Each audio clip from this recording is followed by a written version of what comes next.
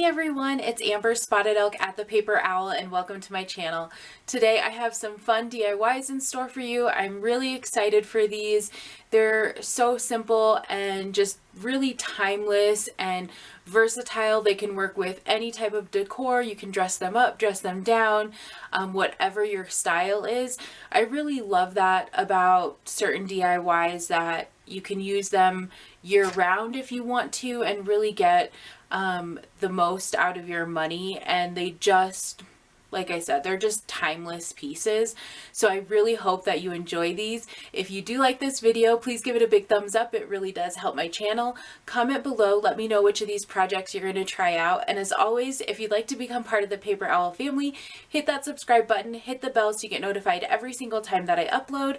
And just as a reminder, I am doing a giveaway right now. It's going to be closing in the next few days, so make sure you head to my last video. I'll try and link it in the description box below if I remember.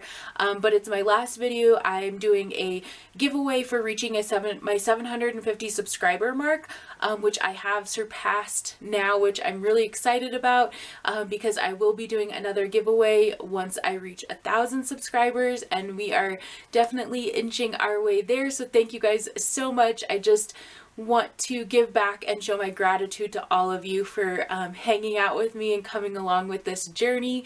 So again, thank you guys so much. Without further ado, let's get started.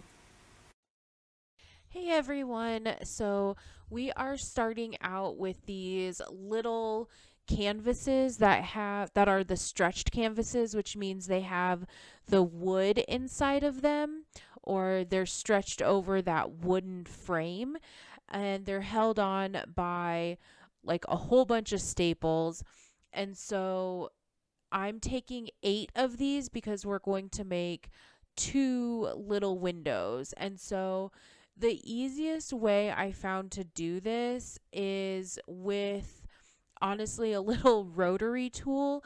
The one I'm using is actually from the Dollar Tree, which is nice because I don't care. It's not like I'm using it to be really sharp and cut fabric or anything. I can use this on a lot of different materials and not worry about dulling the blade down because it was only $1. So I basically just take that, and it's pretty sharp. I'm pretty surprised by it actually, and I just go right along the outside of those staples.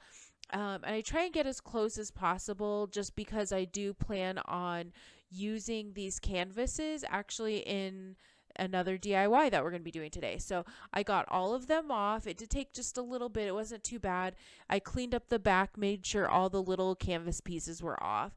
And then I'm going to stain these pieces of wood that are left behind. So I'm using dark walnut, which is my absolute favorite by Minwax, and just staining them with a cloth, nothing crazy. You can absolutely use paint, or if you want to use like a brown paint watered down to get that kind of stain effect, that's really nice too because that has a shorter dry time. I just really wanted to go with the more stained effect for this piece. So totally your call on how much work you want to put in it. So I did let these dry overnight after I finished staining them. So it just makes it a little bit nicer so they're not as like oily and stuff. And then I take 4 of them. I kind of try and line up because of course not everything's exactly perfect. I take the 4 that fit best together. And so I had kind of laid these out to make sure none of them were like super off and like one really bad piece in one of them or something like that. So I made sure they all kind of lined up, and I just glued them together, and I used hot glue, and then I did use Gorilla Glue as well, or E6000. And then I just took a thumbtack and put it in the middle there. There's just enough of a gap that thumbtack fits perfectly and it doesn't mess up the glue or anything. And then I made these little tiny wreaths just out of a couple picks. These are kind of like winter greenery wreaths, but you can absolutely change the wreath out per season. But you can see there's no like actual wreath there. I just made it out of the pick. Like I kind of bent it around and re-glued pieces and then just made a little greenery stem there at the bottom. And I just love the way these turned out. They're so cute and just the perfect size to decorate any vignette to put on your wall. Like I'm so happy with these, and I just love the versatility of being able to change out the wreath per season on what you want to do. And I love that, to be able to use this year round for whatever season it is, for whatever I feel like decorating. It's just such a great use of materials for only $8 plus whatever greenery you have laying around if you want to add a little wreath on there. So I just absolutely love that. So next up, we're actually going to be using some of those canvases that we cut off. I just kind of cleaned up the edges and then this wired burlap that I had in my stash. So I'm basically taking 6 candles, and these are from the Dollar Tree, and I'm stacking them up so that it gives the illusion of having larger candles. So if you have not looked at the price of large pillar candles, they can be very expensive. Like the largest size pillar candle that we're making here can run anywhere between $11 and $16 at like Michael's or Hobby Lobby. So it's definitely, it can get up there. So I love this hack, I guess, if you will, to stack these up and make it much more affordable, because we're getting a set of 3 candles and only spending $6. So if you wanted to do like 2 sets of these and spend $12, you're still getting way more bang for your buck versus buying those larger pillar candles at any of the other stores. So basically I'm flipping the canvas around, and the back of the canvas is this really kind of nice off-white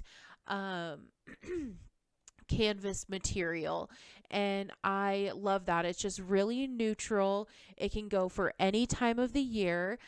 For this the larger size candle, I did have to glue 2 of the canvas pieces together in order for it to fit around, which was not a big deal at all. It didn't have like a super ugly seam or anything like that. It just blended together very nicely, and then just attached it. And then I went accordingly for size on the next 2 candles, making sure that there was still some candle showing at the top and bottom. And then I did the same thing with the burlap. I just measured it, wrapped it around, and I just love these. Like I said, it's so great to be used for any time of the year. You can dress these up a little bit for whatever season you're, wanting to decorate for, or you can leave them as is and keep them out all year round for $6. Like, I just absolutely love this option for these candles. And these are actually fresh linen scent, and they do really smell good, even like not being burned. Because obviously, like, you could burn these down to like the first candle, I guess, if you wanted, but these I think are going to be more for decor purposes. So but you can actually smell the fresh linen scent on these, which I think is impressive. I know Dollar Tree candles usually don't get a very good rap as far as their throw, but I mean, just the smell on these without burning them is pretty good. So I'm not sure how they would be burned, but for the smallest candle, I did cut that burlap down just because it was a little bit too wide for the size of the smallest candle. And so because of that, I did add a little extra glue around the top and bottom of that burlap just to make sure that it didn't get too frayed. So that's just a little tip if you're going to be using burlap as well. And then Anytime I use burlap or a lot of twine, I do like to go back through and kind of burn some of those little extra hairs off, and that just gives it a nice clean touch.